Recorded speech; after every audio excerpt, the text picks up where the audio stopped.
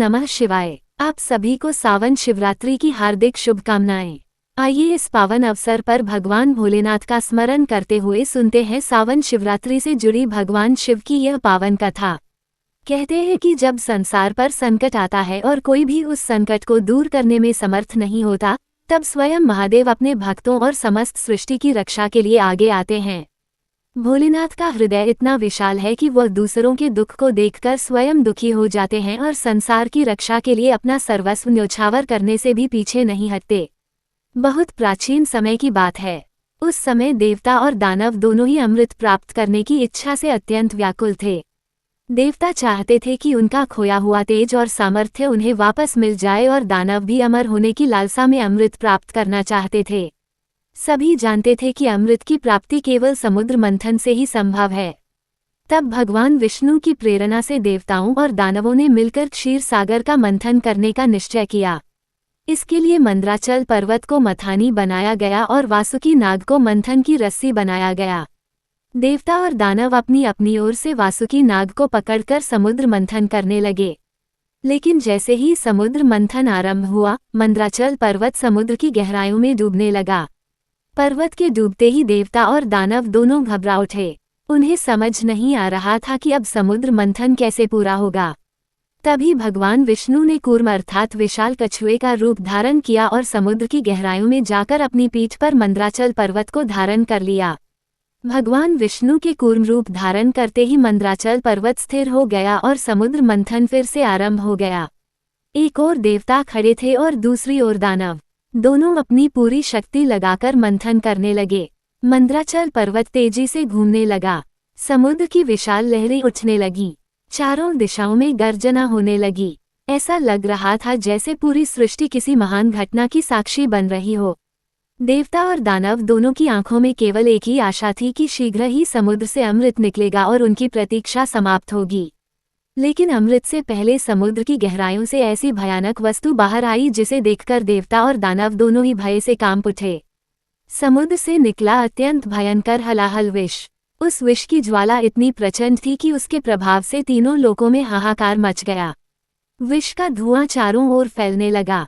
वायु विषैली होने लगी और जीव जंतु भय से व्याकुल हो उठे। देवता चिंतित हो गए, दानव भी भयभीत हो उठे। ऋषि मुनियों के मन में भी चिंता छा गई। सभी को लगा कि यदि यह विष इसी प्रकार फैलता रहा तो कुछ ही समय में पूरी सृष्टि का विनाश हो जाएगा। उस समय किसी को अपनी शक्ति पर भरोसा नहीं था।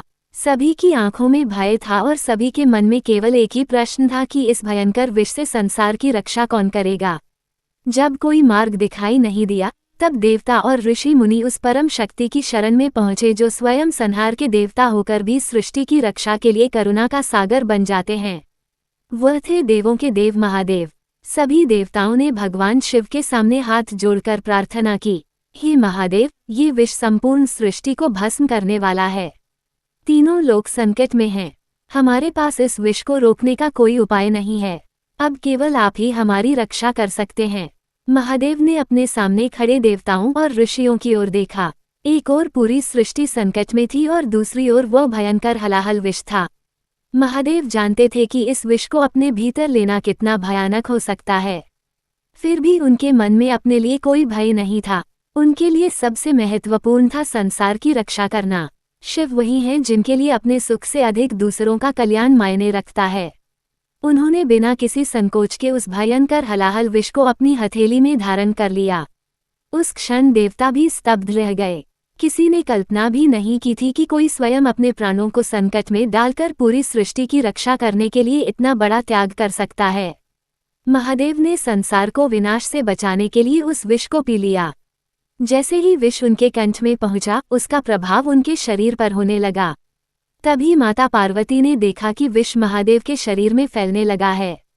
माता पार्वती ने तुरंत महादेव का कंठ पकड़ लिया और विष को नीचे जाने से रोक दिया। इस प्रकार हलाहल विष महादेव के कंठ में ही रुक गया। विष के भयंकर प्रभाव से उनका कंठ नीला पड़ गया और तभी से संसार उन्हें नीलकंठ के नाम से भी पुकारने लगा। महादेव ने अपने कंठ में विष धारण करके समस्त संसार को जीवन का उपहार दे दिया।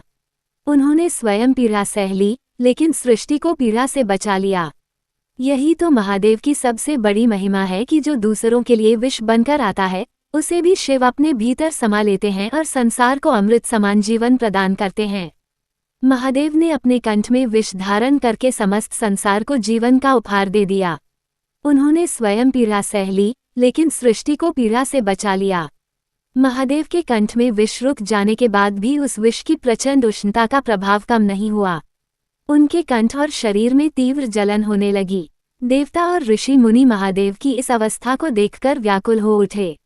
सभी के मन में यही भावना थी कि जिस महादेव ने अपने प्राणों की चिंता किए बिना पूरी सृष्टि को बचाया है, अब उन्हें किसी प्रकार शीतलता प्रदान की जाए।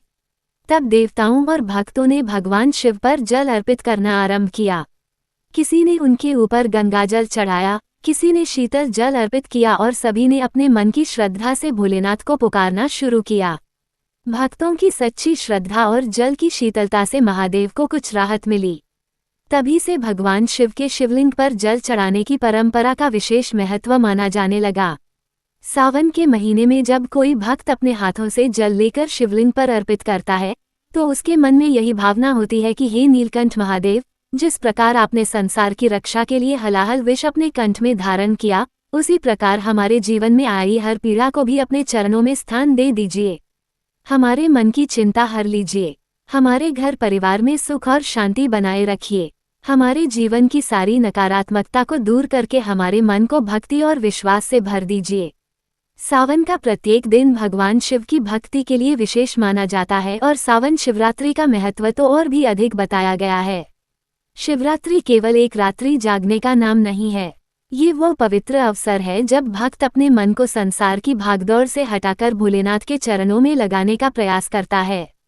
दिन भर की चिंताओं को पीछे छोड़कर जब भक्त भगवान शिव का नाम लेता है, तो उसके भीतर एक अलग ही शांति का अनुभव होने लगता है। मान्यता है कि सच्चे मन से की गई शिव आराधना भक्त के जीवन में आशा और विश्वास का प्रकाश भर देती है। शिवरात्रि के दिन भक्त प्रातःकाल उठकर स्नान करते हैं और भगवान शिव का ध्यान करते हैं।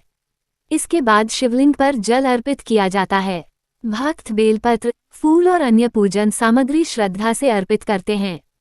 भगवान शिव को पंचाक्षर मंत्र ओम नमः शिवाय का जाप करते हुए बार बार स्मरण किया जाता है। भक्त दिन भर भगवान शिव की भक्ति में लीन रहते हैं और रात्रि के समय जागरण करके भोलेनाथ की आराधना करते हैं। इस पावन रात्रि में मंदिरों में भगवान शिव के जयकारे गूंजते हैं। कहीं भक्त शिवलिंग पर जल चढ़ाते हैं तो कहीं दूध, दही, शहद और गंगाजल से अभिषेक किया जाता है। लेकिन महादेव को दिखावे की भक्ति नहीं चाहिए। भोलेनाथ तो भाव के भूखे हैं। उन्हें धन दौलत से अधिक अपने भक्त के मन की सच्चाई प्रिय है। यदि कोई भक्त केवल एक लोटा जल भी सच्चे मन से शिवलिंग पर चढ़ा दे और अपने हृदय से कह दे कि हे भोलेनाथ, मेरे पास आपको देने के लिए कुछ नहीं है, बस मेरा विश्वास आपके चरणों में है, तो महादेव उस भावना को अवश्य स्वीकार करते हैं। यही भगवान शिव की सबसे बड़ी करुणा है। वह राजा और गरीब में भेद नहीं करते। वह ऊंच नीच का अंतर नहीं देखते। उनके लिए हर वह व्यक्ति प्रिय है जो सच्चे मन से उन्हें याद करता है। सावन शिवरात्रि हमें यही संदेश देती है कि जीवन में चाहे कितनी भी कठिनाइयां क्यों न आए, हमें अपना विश्वास नहीं खोना चाहिए। जिस प्रकार महादेव ने हलाहल विष को अपने कंठ में धारण करके संसार की रक्षा की, उसी प्रकार हमें भी अपने जीवन में आने वाली कठिन परिस्थितियों का सामना धैर्य और विश्वास के साथ करना चाहिए। हमें दूसरों के दुख को समझना चाहिए और जहां तक संभव हो सके किसी के जीवन में सुख और शांति लाने का प्रयास करना चाहिए। क्योंकि भगवान शिव की सच्ची पूजा केवल मंदिर में जाकर जल चढ़ाने से पूरी नहीं होती। जब हमारे मन में दया आती है, जब हम किसी जरूरतमंद की सहायता करते हैं, जब हम किसी दुखी व्यक्ति को सहारा देते हैं और जब हम किसी के प्रति अपने मन में बुराई नहीं रखते, तब हमारी भक्ति और भी पवित्र हो जाती है। सावन शिवरात्रि का ये पावन पर्व हमें अपने भीतर के अहंकार, क्रोध, लोभ और नकारात्मक विचारों को त्यागने की प्रेरणा देता है। जिस प्रकार शिव ने विष को अपने कंठ में रोक लिया और उसे पूरे शरीर में फैलने नहीं दिया, उसी प्रकार हमें भी अपने जीवन में आने वाली नकारात्मक बातों को अपने मन में फैलने से रोकना चाहिए। किसी की कही हुई कठोर बात को अपने हृदय में रखकर दुखी होने के बजाय उसे भगवान शिव के चरणों में समर्पित कर देना चाहिए।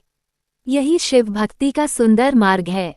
इसीलिए सावन शिवरात्रि के दिन हमें केवल भगवान शिव से अपनी इच्छाएं पूरी करने की प्रार्थना नहीं करनी चाहिए, बल्कि उनके जैसा बनने की भी प्रार्थना करनी चाहिए।